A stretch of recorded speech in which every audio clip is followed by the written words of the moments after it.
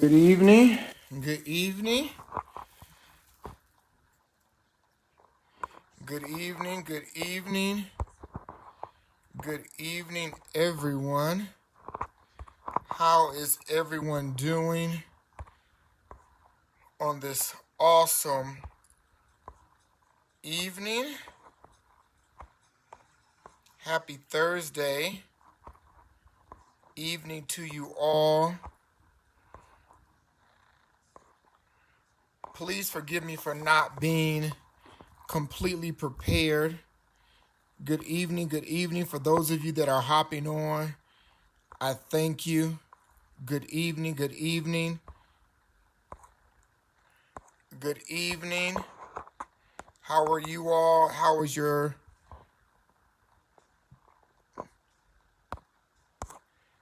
Thursday? Hello, Lou. How are you doing? I cannot see everyone else who has hopped on so far. I actually just got home, and I wanted to hop on immediately because I know me. And so I said, if I do not hop on because I just got home, I said, if I don't hop on, guess what? I'm not going to come on. So please do like, tag, and share. Some of you may like me after this. Some of you may not. Please do like, tag, and share. Today may be the redefining moment of our relationship. How was your evening to everyone? How are you doing, Summers? Good evening to you. How are you doing down there? I hope and pray that you're staying safe. I'm going to give a few more people a quick moment, not too long to hop on because I don't want to be on here long and I want to be respectful of everyone's time.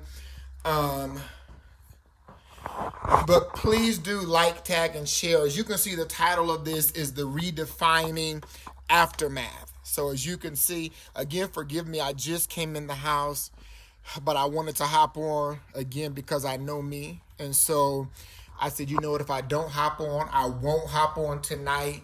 And I don't want to say I've delayed all week. Well, I guess I can say I've delayed all week because it kind of was a delay because of my schedule, if you will. And so due to my schedule, I kind of just said, you know what, I'll wait. And I just waited till I could not wait anymore. Safe, I just shared. Thank you very much. I'm glad you're safe, and thank you for sharing as well. As I said, this will be a redefining moment for some of you and also for our relationship as well. So I wanted to hop on here because, as many as you all have, hello, McCray, good evening. How are you?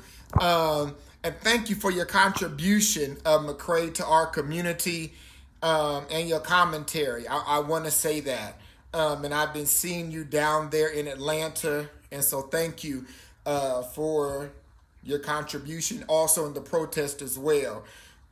So thank you for that. So I wanted to hop on here again. As I stated, I don't want to be redundant and I don't want to hold you long. And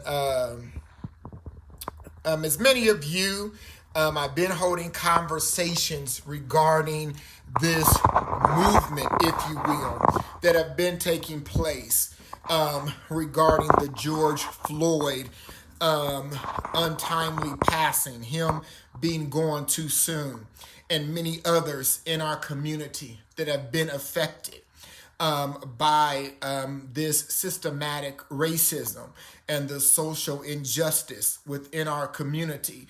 And I'm not coming on here to give an ordinary speech, things that we've already heard from the political arena, from the justice arena, from the spiritual arena.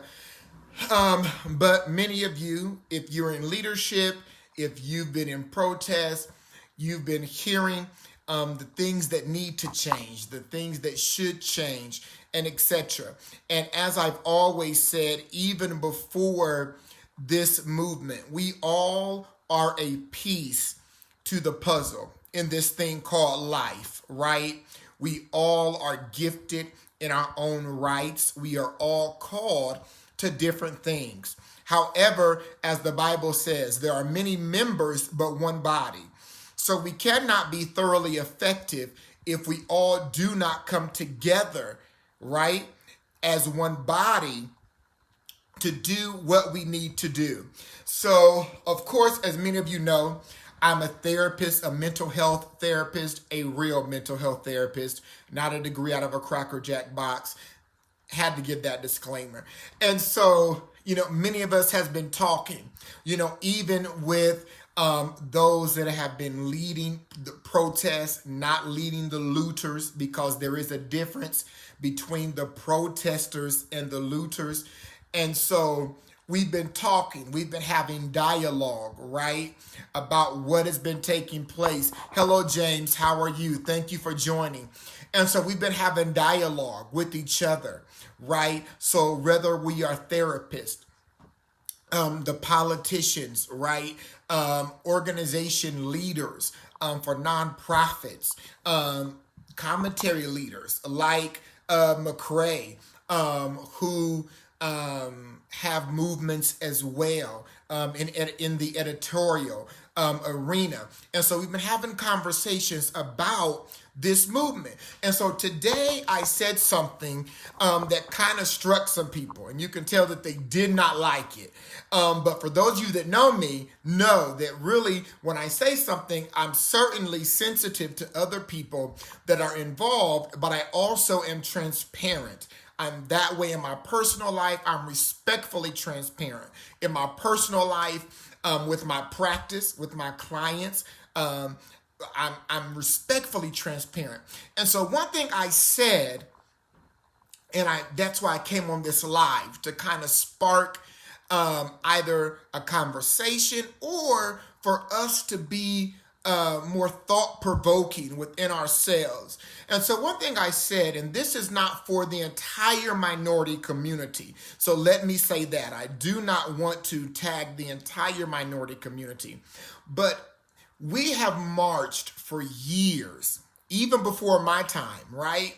We have marched, we have fought for injustice, we have fought for equality. We have to remember that on the ground, hello, Tony, how are you doing, sis? Love you. We have to remember the ground that the United States was founded on, right? When the United States was founded, that it was actually ripped out of the hands of the Indians, right? It was stolen from them, and it was stolen from them by prideful white men. And I'm not saying all whites are evil. So let me say that, because I also have whites in my family. I have white blood running through my veins as well. Hello, how are you doing, Four Brothers? Your movement, how are you? So I don't want to say that. But if we are continuing to fight, we've been marching. Hello, best friend, how are you doing? So we've been marching and fighting for justice and equality, and fighting for a piece of the pie for years. And after we're done protesting, and after we're done screaming, and after we're done hollering, a majority of our people, we behave in the manner that we do in our biological families. A large percentage of our people come together for weddings and funerals. When the wedding and the funeral has concluded, what do we do? Come on, somebody. We're not in church, but come on, somebody. When the wedding and the funeral has concluded, what do? We go back to our corners. We go back to our corners and we live our separate lives. We can't do that again. Now, I do believe that God has been raising up Joshuas for a long, long time. But part of the issue, hello Vivian, how are you doing? But part of the issue is that the Joshuas have been looking for blueprints. Hello Tamika, how are you doing? But the Joshuas have been looking for blueprints from the Moses and the Abrahams. And the Moses, some of the Moses, so I stand to be corrected. Some of the Moses and some of the Abrahams have been gripping the blueprints and saying, we're not letting go. So I don't care what you've been called to, you can do it under these conditions. And so then the Joshuas are discouraged and not operating in their full potential, and then our communities suffer. One thing I said today, now, if you know me, hello, Mom Angela, how are you? One thing I said today, I love you, Mom Angela. If you know me, I am a Christian at heart, born and raised Church of God in Christ. It's in my blood, it's in my veins. Born and raised Christian. Love the Lord with all of my heart. Will die a Christian. Know the Lord. Have been to theology school, a real theology school. I know the foundation of God. One man that I look up to, now this may shock some of you, Louis Farrakhan. Now, some of y'all saying, well, I be damned.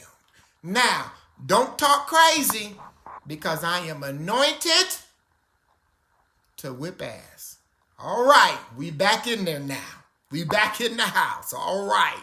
Now, although I do not agree with Louis Farrakhan's religious teachings, I agree with his Presbyterian teaching. When I say Presbyterian teaching, I mean I agree with Louis Farrakhan's business teaching, his governmental teaching. Hello, Margaret. How are you, cousin? Love you. So although I may not agree with Louis Farrakhan's, his religious teaching, right? I may not be a Muslim. So I may not agree. Y'all stop laughing. Y'all know I'm part crazy. That's why I'm a mental health therapist. Look, work with me. So although I may not agree with his religious teaching, I agree with his Presbyterian teaching. Again, Presbyterian in the religious context is his governmental teaching. So I agree with his governmental teaching, his business teaching. And Louis Farrakhan has been teaching for years is that we have to build our own infrastructure, that we have to do it, that we're begging for a piece of the pie from the White House and we're not going to get it. The piece that we've been begging for from the house that our ancestors have built, we're not going to get it. And so part of the issue is that we march after these injustices, after the people have died and after the people have suffered. And we march and then we go back to our corners. And then we have this person that says, I'm going to start my movement. And then this person that says, I'm going to start my movement. And then this person that says, I'm going to start my movement. Instead of the people coming together and saying, well, what is your gift? And what is your gift? And what is your gift? Not giving a damn about my pride. Because part of the issue with a majority, I choose my words wisely. Because again, I'm anointed, oh my God, to kick ass. So I don't want nobody coming crazy. So part of the issue, not giving a damn about my pride, but what is your gift that you possess that we can build an infrastructure to where, you know what, we can say we have marched long enough.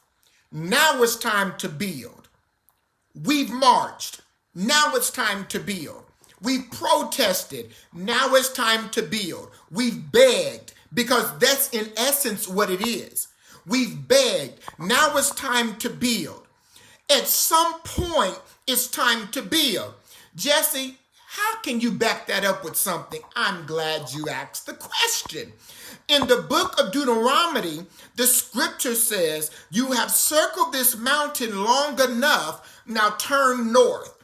After you have been around the place multiple times, you have to stop for a moment and say, what do I need to do differently in order to obtain more effective results? Now, not saying that protesting is ineffective. Not saying that crying loud and sparing not is ineffective.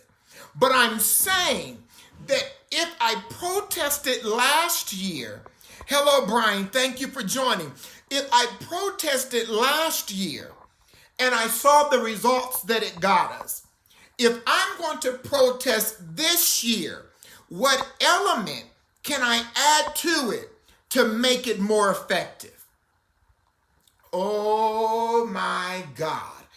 If not, it will yield the same results from the same place that it did previously. You may not like it, and I don't care because I ain't sleeping with nobody on this live. But what I told the people in the meeting today is I teach my daughters who are a double minority, one who is in college and one who is 10, going to be 11 in a couple of months. I teach them, A, how to live in this world, and B, how to walk in leadership and be empowered as women of color. All right, somebody. Hello, Pastor D. How are you? Hello, Angelo. How are you? Hello, Anthony. How are you? Thank you all for joining. So I teach my daughters, my daughter who is in college and my 10-year-old, I teach them how to be empowered as minority women because they need to understand the history in whence this country that we live in.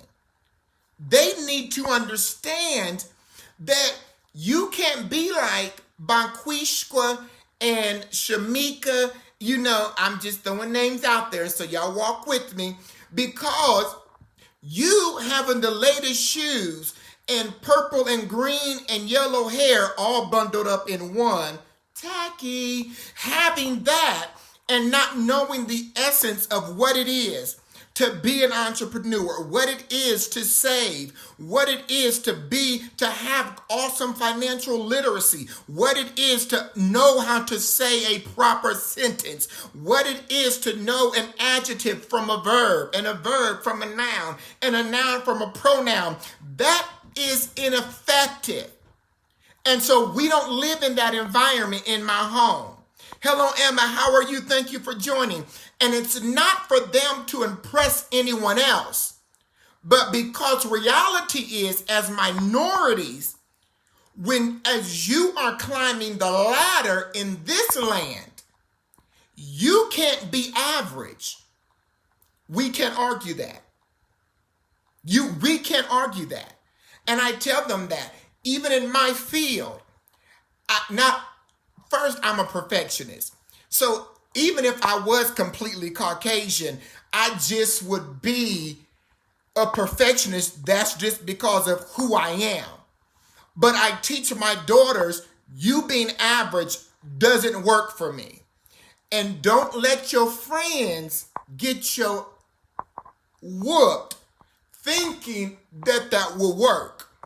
My daughter, hello Brandy, how are you doing, sister? Thank you for joining. Hello Eddie, how are you? Thank you for joining. I let them know being average doesn't work.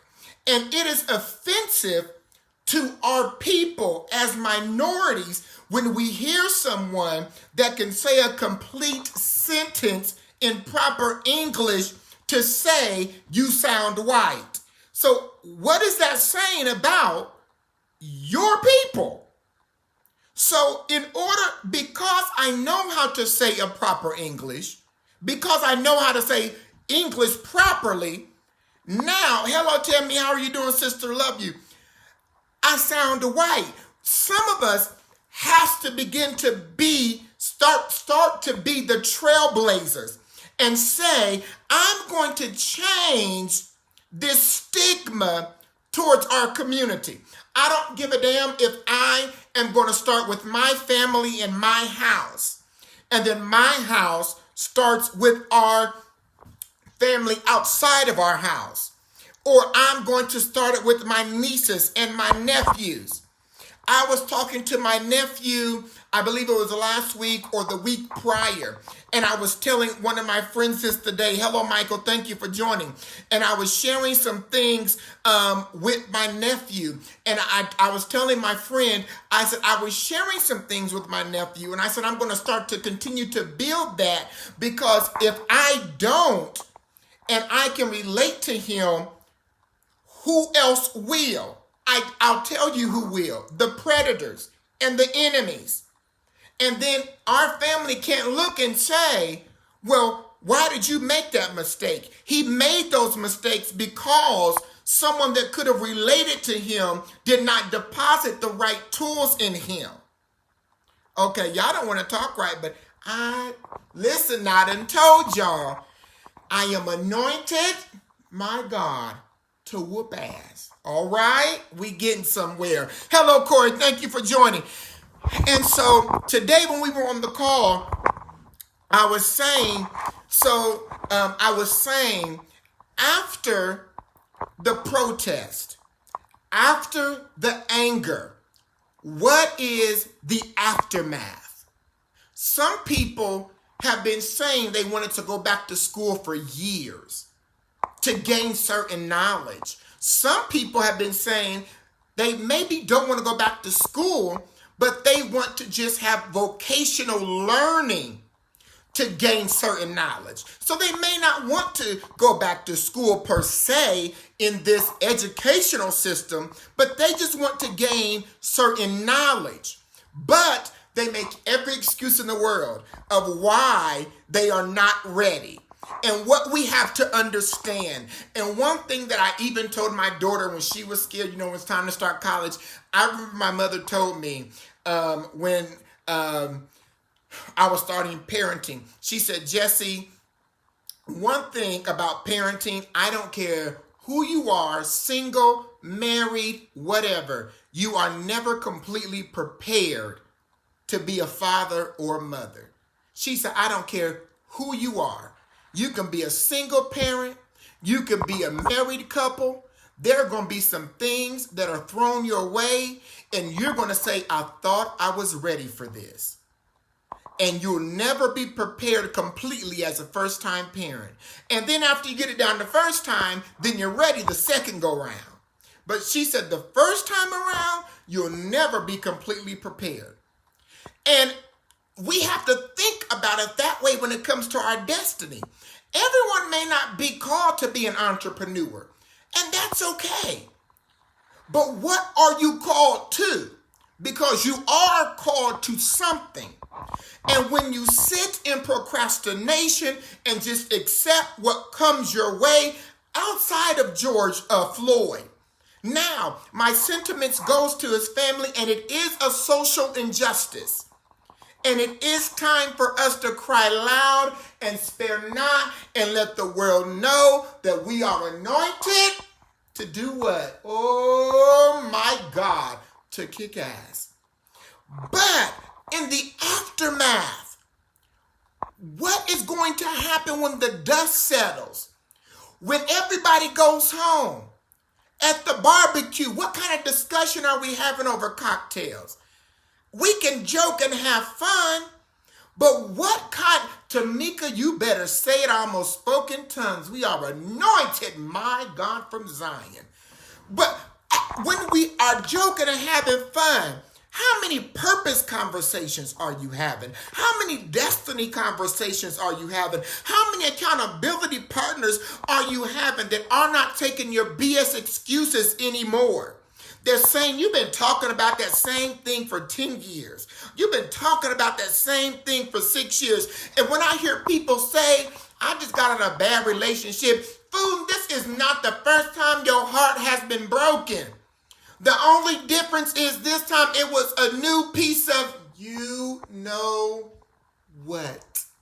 I'm going to just go ahead and put that pin right there. That's the only difference about it this time. It was a new piece of. But this is not the first time your heart has been broken. You know what I tell people? Brian, don't start nothing, Brian. Do you know what I tell people? A way to help you. It doesn't get easy when you go through transitions in life, especially when your heart has been broken.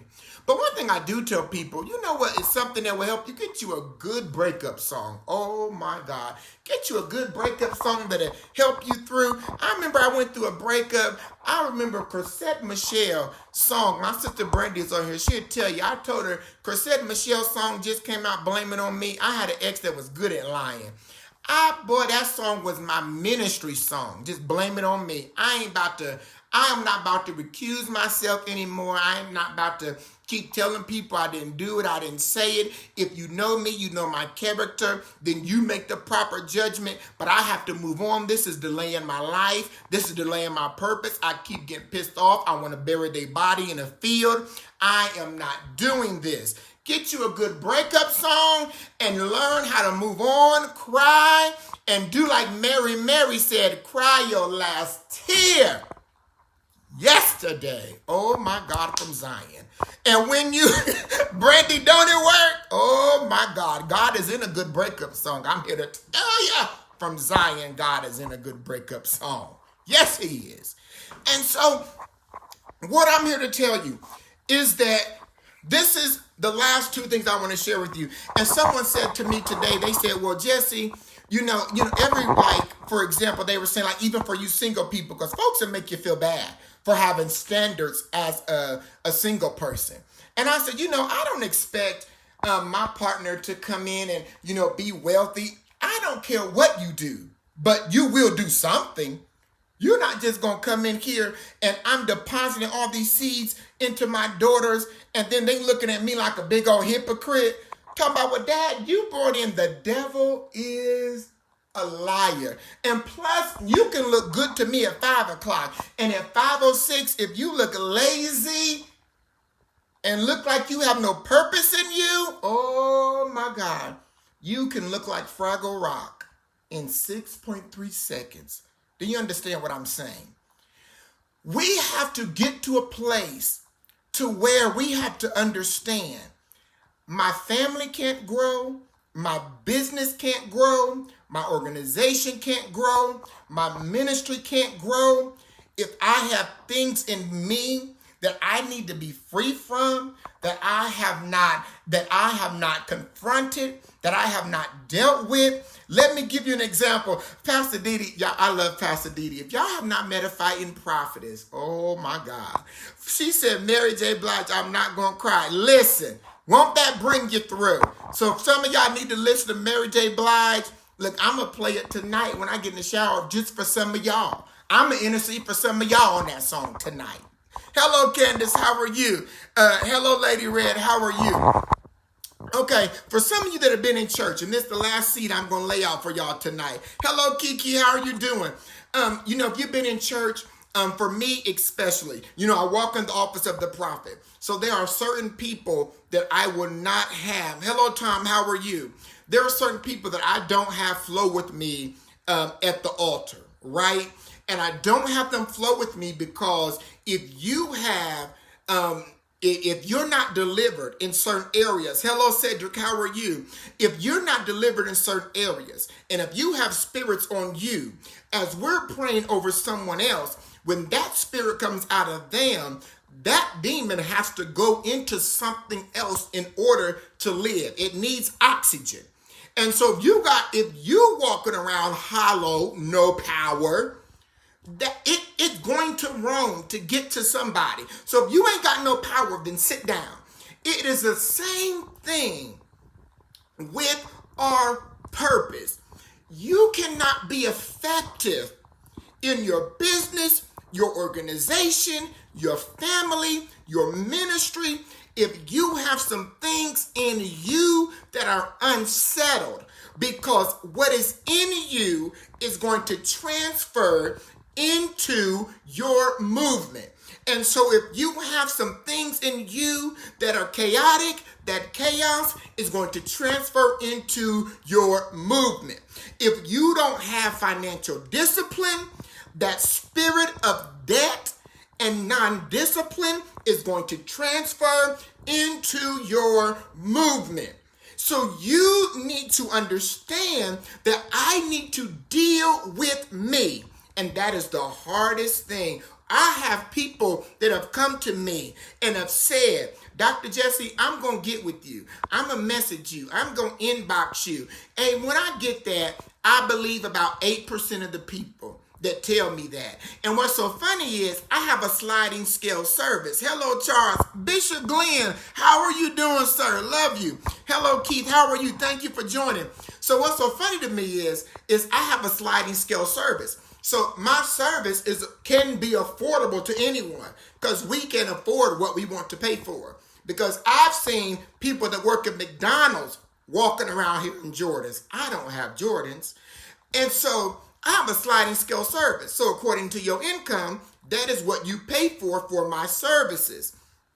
So when I see people that tell me, Dr. Jesse, I'm going to get with you or whatever, I believe about 8% of those people. Because I know the people that really wants to be free and the people that really don't want to be free. And so when I see people going around and they're ready to start a ministry, a business, an organization, I know if it's really going to move. And it's not me speaking ill will towards them, but I'm looking at them and thinking, you fool, you got to go through the same process that we had to go through. We had to get purged. We had to get free. We had to confront ourselves. And not to say that we're walking in complete perfection, but we had to deal with foundational things before we could go out there and say, God, now I'm ready to at least start the movement. You can't do that. If you can't confront yourself, how are you going to confront those spirits that come against you? Oh, because when you start, the moment you say yes to your purpose, oh, get ready for the naysayers. And you have to have a level of maturity to not be ready to defend yourself against every naysayer. My God, you got to get ready to be able to be secure with what you were called to do. So after the protest that I'm all for, I'm for the protest, not the looting. Because and I tell people, these thieves was thieves before this movement. Now they're just mixing themselves in. They was thieves before this. But after the protesting, what are you going to do in the aftermath? What do you feel, if anything? And again, everyone has not been called to start an organization, to start a ministry, to be an entrepreneur. But what is your piece to the puzzle? What piece are you to the puzzle?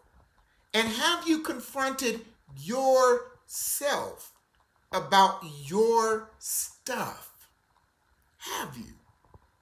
Because there is an aftermath, and we can't treat this like the wedding and the funeral, that when it's done, we all go back to our corners and we still see the same cycle. As I said, hello Aaron, how are you? As I said, the book of Deuteronomy says, we have circled this mountain long enough, now turn north.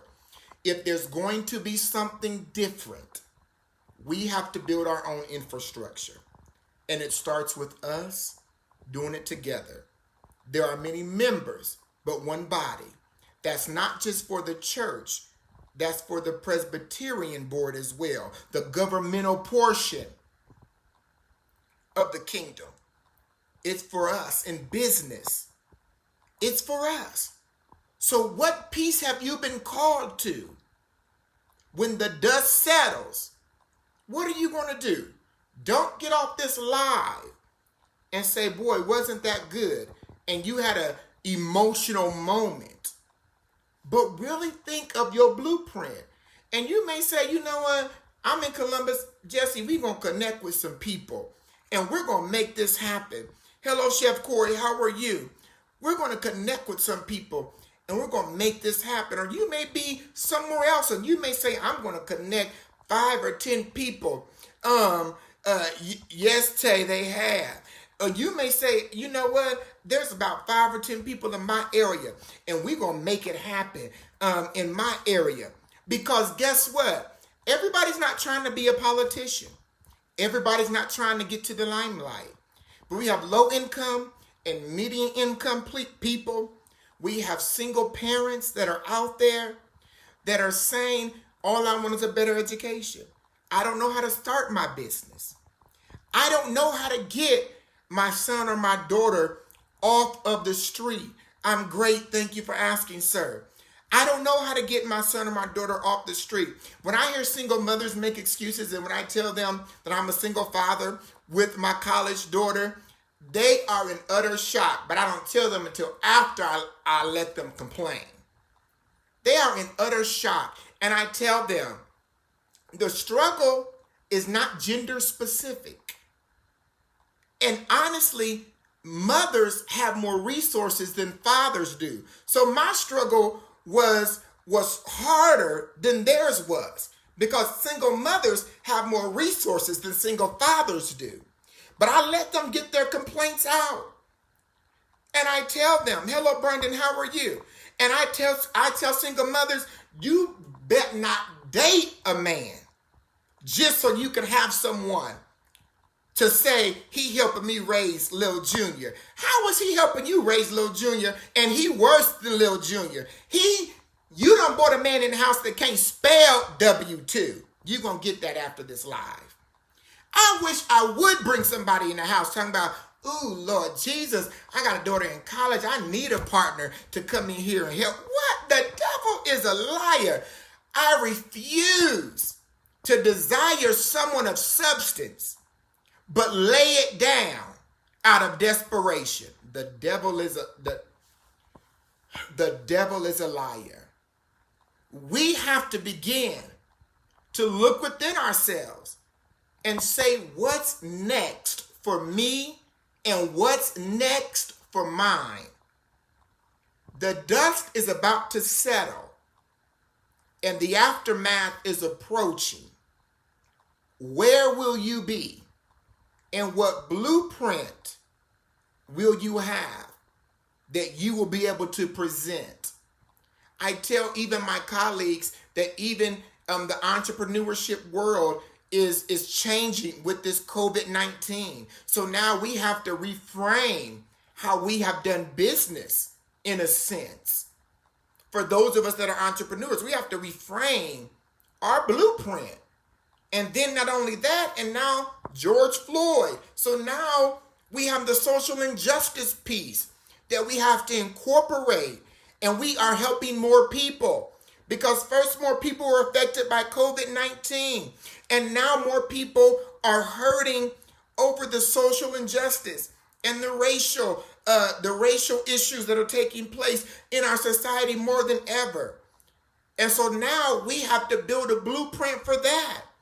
And we have people that are sitting down that are ready and are capable. We have intelligent people and just saying, I don't think I'm ready. I got too much stuff on my plate. Well, adjust your plate. You need to begin to realize who and what deserves your attention and how much of yourself you can give to that. Reprioritize. That's what it's all about. Because now we need to think about the aftermath and what piece am I to the puzzle. Hello, Adrian. How are you? Thank you for joining. I'm glad, Tamika. I'm glad. So now confront yourself. You know, I always do the 3 C's with my clients. No matter what they're seeing me for, whether it's an individual or family. I have a 3C strategy. Confront, conquer, and celebrate. Confront, conquer, and celebrate. I don't care if they coming in complaining about a baby daddy, a baby mama, whomever. Confront, conquer, and celebrate. How do you contribute to this problem? And then how can you dismiss yourself off of this roller coaster? Confront, conquer, and celebrate. The dust is settling, and we cannot afford to let this dust settle, and we are back where we started. All right? I love you all. Hello, Benjamin. Thank you for joining. I love you all. Have a great, yes, Tamika, confront, conquer, and celebrate. And if you want to reach out, feel free to inbox me. Don't feel pressured. Do what you desire to do. Feel free to inbox me. But I am looking to connect with some great people to make some great things happen. Because when I tell you, my God, I have been thinking and I've been saying, you know what? We have to do something. We have people, hello, Mela, how are you? I said, we have to do something. Not in the political arena. I'm not talking about that. And not just in the church arena. But I said, we as a people have to do something when this dust settles. And not with lazy people. Because y'all know how I feel about lazy people. Oh, my God. They'll stop talking to me real quick anyways. I don't got to dismiss them. They'll dismiss me. Because I don't do well with excuses. You have to wake up. If your life is in ruins, you have to wake up and say, why am I still in this place? Why am I still here?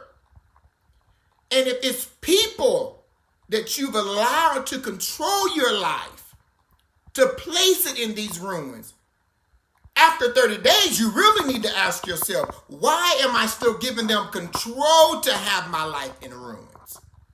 Hello, Blanche. How are you? Thank you for joining. If you missed this in the beginning, please go back to the beginning. But after this dust settles, ask yourself, what's next for me? What's next for me? Don't let this be the norm or you'll miss it. Look, sis, Pastor D, I'm so tired it doesn't make any sense. And I told some of the politicians that. I said, I don't want to work in the political arena. Hell, I certainly ain't trying to run for nothing. Because after I get done cussing in the state house, they're going to send me out anyways and probably call my pastor. So I definitely don't want to do that. Because I just want to give people who have been voiceless an opportunity to get a piece not of this broken systems pie, but give them a piece of the pie that we can create. Because as a people, we are too intelligent, we are too creative. Oh my God.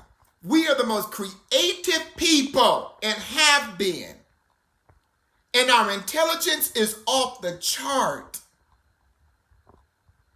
But when you, and I don't want to give a history lesson, and I don't want to go too deep into psychology.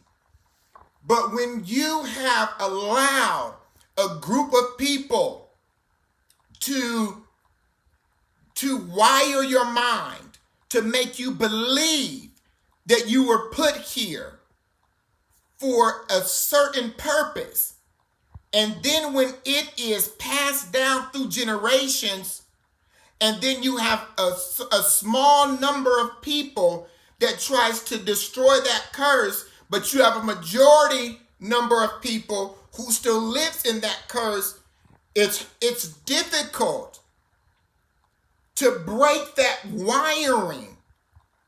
Some of you got it, some of you will get it after this live.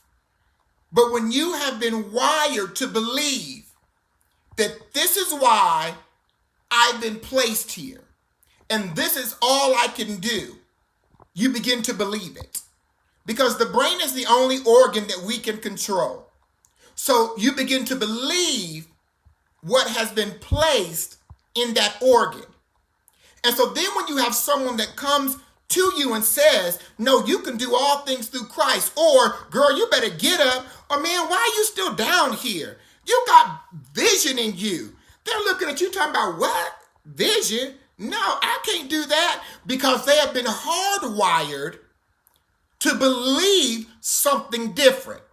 And you have the majority that is telling them, no, man, this is how we gonna get it. This is how we gonna do it. Or girl, you got 4 kids. What you gonna do now? And then you have a minority group that is saying, no, there's still purpose. You still can do it. That is why I'm saying that after the dust settles, we need to transport those numbers. Do you understand what everybody enrolled the short bus? So thank you, Pastor D. Thank you, sis. We need to begin to change those figures and get more people to say, I don't care how many. I told one of my sisters, don't let nobody tell you that because you got 4 kids, don't no man want you. It is how you carry yourself, how you present yourself. If you go to the grocery store with pajamas on and your hair always pulled back in a ponytail, you are going to get a man who wants nothing.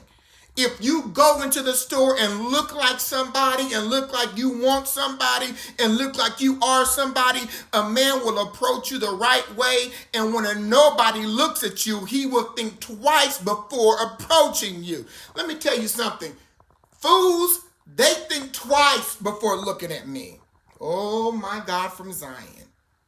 Because don't do it. And not because I think I'm so much better than everyone. Not because I don't. We have to remain humble. Humility. Even as we grow. Humility. But how you vision yourself is what you walk in. How I vision myself is what I walk in. How I vision myself is what I walk in. And there may be some people I may have to release for a season while I'm in training camp. Because as you're training yourself, my God, as you're training yourself, you can be connected with those same people. So you may have to train yourself and then come back once you're strong enough, once you have built up the muscles of this organ. But while you're in training camp to build those muscles, you may have to dismiss yourself from some people for a season. And that's okay to do that, because what you're telling yourself is that I'm not strong enough yet to work on me and engage with you at the same time. That's my reality. And when you give yourself and them the reality, you don't care what they say, because this is my reality. Is I can't work on me and engage with you at the same time. And it's all right. But then once I've grown and now I'm strong enough, now I can come back, because I'm now built for such a time as this. Do you understand what I'm saying? All right? All right. I'm going to let y'all go. Like I said, I just got in the house, but I had to. I said, if I don't do this live when I get in the house, Jesus, we know how this is going to turn out, don't we, Lord? The Lord said, exactly. I said, so you know what? Let me just go and push the button right now while I'm thinking about it. But after the dust settles, if you missed this from the beginning, I urge you to go back. And if you can't listen to it all, listen to it in chunks. I understand. But after the dust settles, I'm telling you, you are what matters. And if you don't get you together first, you'll miss out and you won't be able to help other people birth theirs out. Because you can't be an effective midwife if you're disabled. All right? I love you all. Have a great Redefining Thursday, and I will see you either tomorrow or Saturday. Reach out if you want to connect. All right. Love you.